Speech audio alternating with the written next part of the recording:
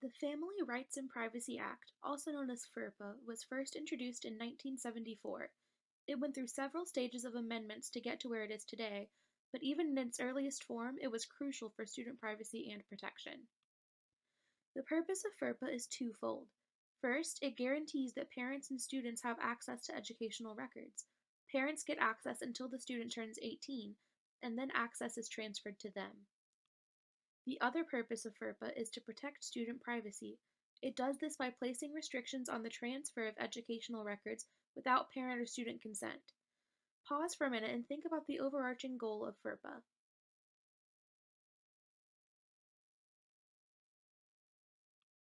The main goal of FERPA is to protect the confidentiality and rights of the student.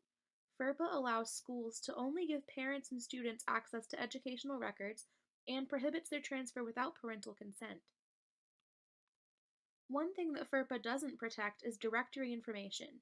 Directory information includes a student's name, address, phone number, date and place of birth, honors and awards, and dates of attendance. However, schools are required to notify the parent or student when this information is requested and give them adequate time to request that it remains private. One of the main controversies that FERPA addresses is what is considered an educational record. An educational record is defined as any information that is directly related to a student and maintained by the school, specifically, any information recorded in any way.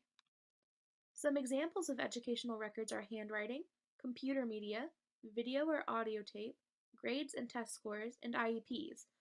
Anything that makes a student easily identifiable is also considered an educational record. This includes identification codes, social security numbers, and photographs. Of course, an educational record is not limited to these items.